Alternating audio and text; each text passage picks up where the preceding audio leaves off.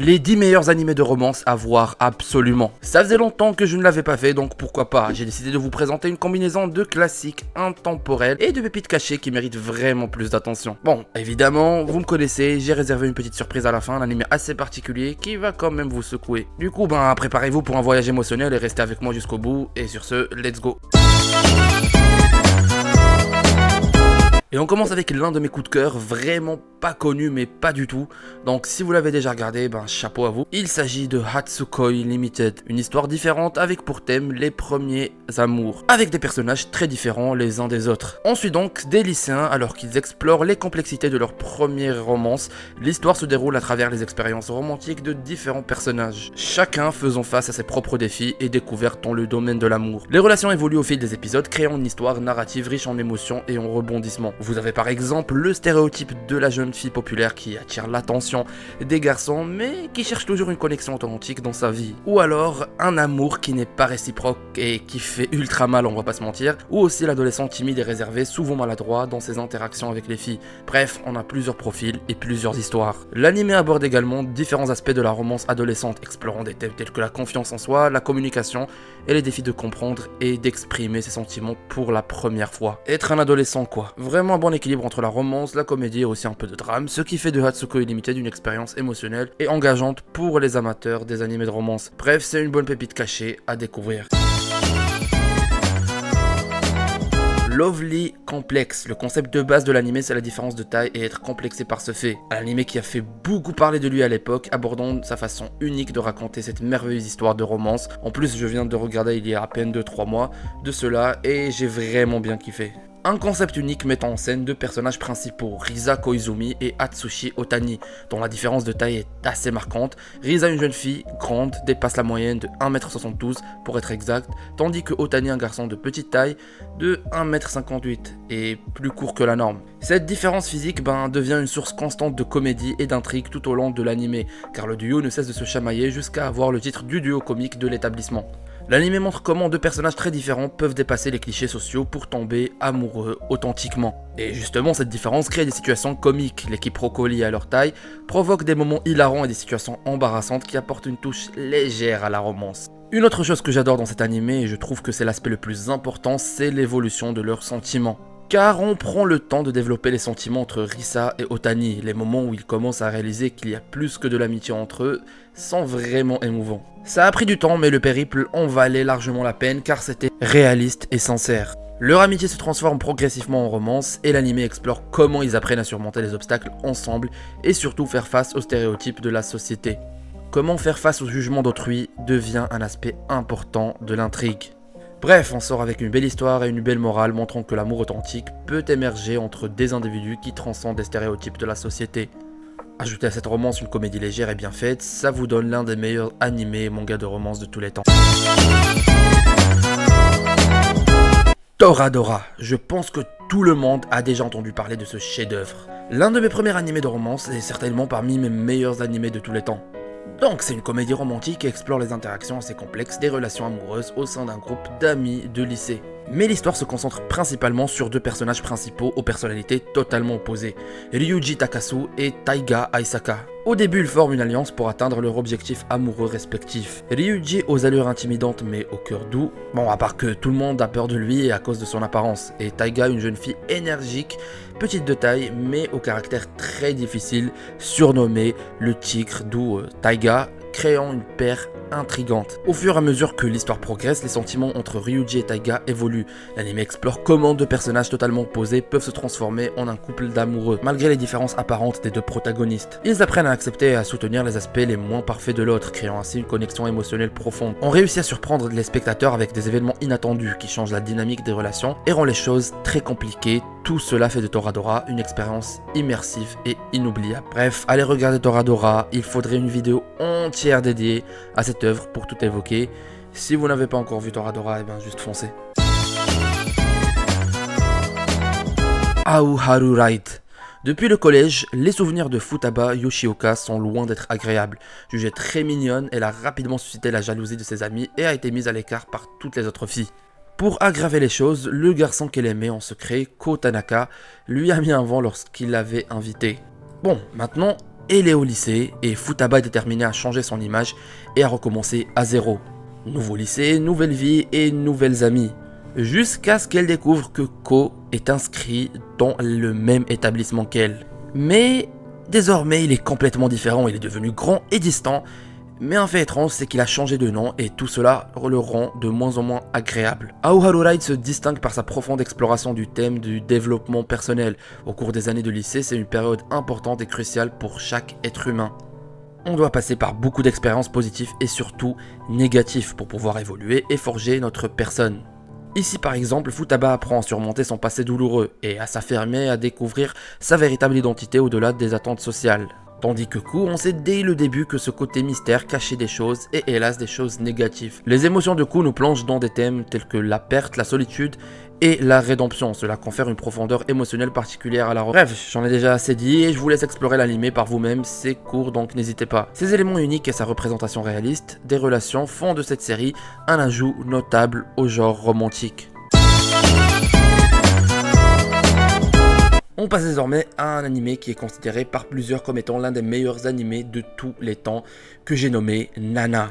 Juste pour vous dire, il y aura bientôt une grosse vidéo sur Nana dès que je termine mon rewatch de la série. Je vous réserve aussi plein de surprises. Donc, Nana met en scène deux jeunes femmes distinctes, tous deux prénommées Nana, dont les vies s'entrecroisent de manière inattendue. Nana Komatsu, elle est une jeune femme rêveuse à la recherche de l'amour véritable, surnommée bien sûr Hachi. Elle a un caractère doux, mais elle est souvent confrontée à des décisions difficiles dans sa vie amoureuse et professionnelle. Son voyage est marqué par sa quête constante d'identité et de stabilité émotionnelle. Puis de l'autre côté, nous avons Nana Osaki, une chanteuse talentueuse au look un peu rebelle.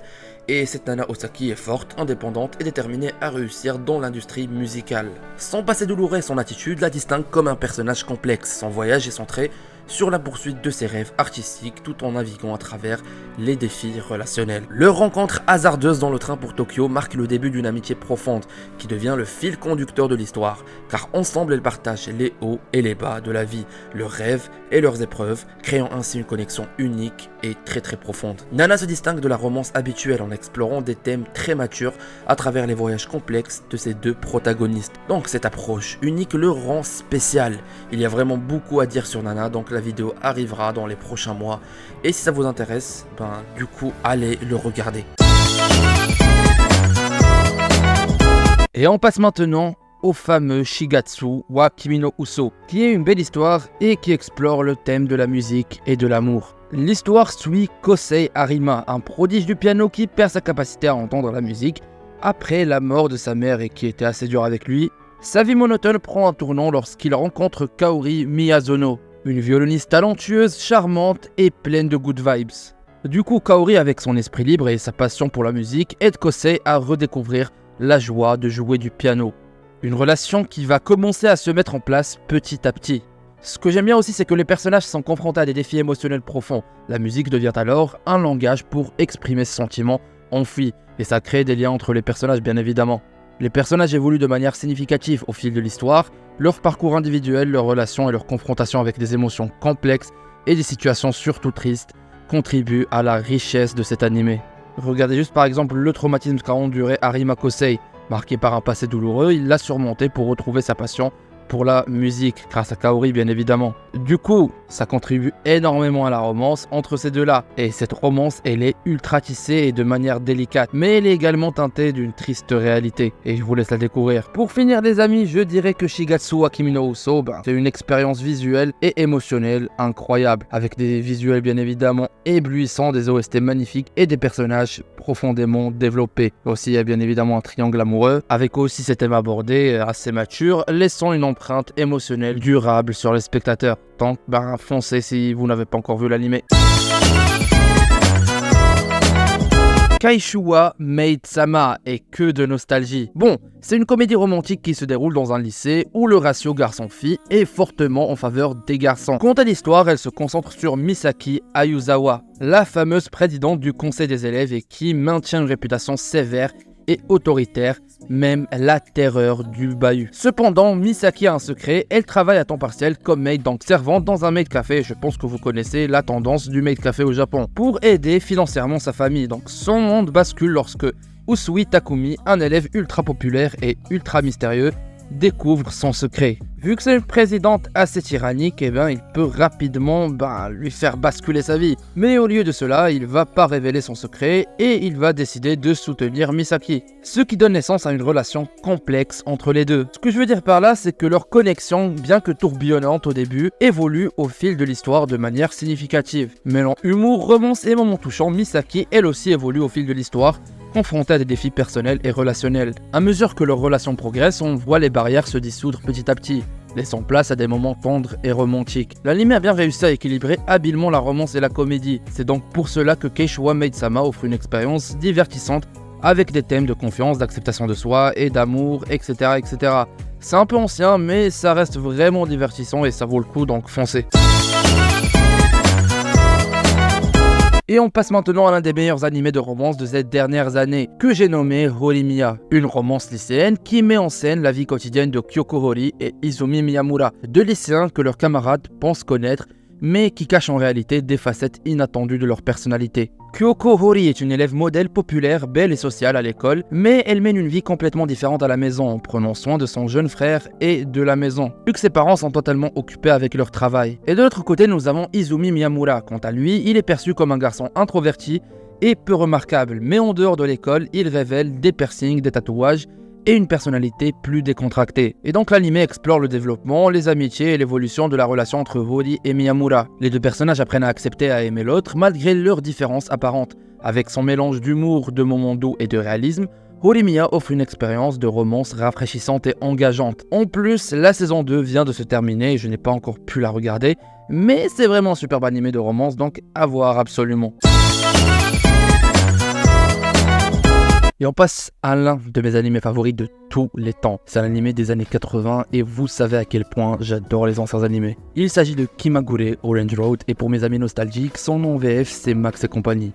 Kimagure Orange Road raconte l'histoire de Kyosuke Kasuga, un lycéen doté de pouvoirs paranormaux, y compris la télékinésie. Et ils doivent à chaque fois déménager avec ses deux sœurs Hikaru et Kurumi, lorsque leur secret est révélé. Du coup, Kyosuke jongle entre les défis de la vie quotidienne et ses sentiments complexes envers deux filles, Madoka Ayukawa et Hikaru Yama. Mais en réalité, il est follement amoureux de Madoka Ayukawa, une fille assez rebelle et même un peu délinquante. Alors dès leur première rencontre, il a eu le coup de foudre. Donc au cours de l'histoire se trouve un triangle amoureux entre Kyosuke, Madoka et Hikaru, chacun naviguant à travers les hauts et les bas des relations adolescentes. Et les pouvoirs de Kyosuke ajoutent une touche surnaturelle à l'intrigue, créant des situations comiques et romantiques unique. L'anime explore également les relations familiales, mettant en avant les liens entre les membres de la famille Kasuga, et au fur et à mesure que l'histoire progresse, bien évidemment les personnages évoluent et ils sont confrontés à des choix difficiles qui influent sur leurs relations et leur croissance personnelle. Kimagure Orange Road est un incroyable animé avec son humour léger, ses moments touchants et sa bande sonore qui est mémorable, avec bien évidemment son ambiance nostalgique des années 80 et j'adore ça, c'est incroyable les anciens animés. Et du coup, l'anime reste une référence dans le genre romantique de l'animation japonaise. Ça mérite qu'un jour j'en parle plus profondément, c'est promis. Du coup, pour les amateurs des animés cultes, foncez, vous allez voir, vous n'allez vraiment pas être déçus. Bon, attention, comme je l'ai dit au début de la vidéo, ce dernier animé est très particulier. Et il se nomme Nazo no Kanojo X ou bien Mysterious Girlfriend X. On suit l'histoire de Akira Tsubaki, un lycéen ordinaire, et de Mikoto Urabe, une fille mystérieuse et énigmatique de sa classe. L'intrigue commence lorsque Tsubaki découvre Urabe endormi dans la salle de classe et intrigué par sa présence, il goûte accidentellement, à sa salive laissée sur le bureau. Et je vous jure que c'est vrai. Bref, après ce geste-là, tout va changer et tout va devenir dégueulasse. Bon, elle va devenir sa petite amie par la suite, ou plutôt après avoir pris sa salive, et la particularité de leur relation réside dans l'échange de salive, qui devient le moyen par lequel Tsubaki et Urabe partagent leurs émotions les plus intimes. En fait, c'est très bizarre à expliquer, mais la salive devient une sorte de lien mythique qui transperce les barrières de la norme, et bien évidemment, cette salive a le pouvoir de, quelque sorte, changer les rêves. Bon, c'est dur à expliquer, mais ce que vous devez savoir, c'est que l'histoire mêle habilement des éléments de romance, d'intimité et de comédie. Les réactions parfois exagérées de Tsubaki face aux bizarreries d'Urabe ajoutent une touche comique à l'anime. En dépit de sa nature peu conventionnelle, il reste quand même divertissant et intéressant. Il se distingue par une approche totalement unique à la romance, je ne vous en dis pas plus, mais voilà, il mérite aussi une vidéo particulière. Donc je vous laisse le regarder et il est vraiment bizarre, mais unique. Du coup, nous voilà les amis vers la fin de la vidéo, j'espère qu'elle vous aura plu. Je ne ferai pas de vidéo romance après un bon bout de temps, donc voilà, merci à tous et voilà, je vous dis à la prochaine pour de nouvelles vidéos. N'hésitez pas à mettre un pouce bleu si ça vous a plu, portez-vous bien et ciao.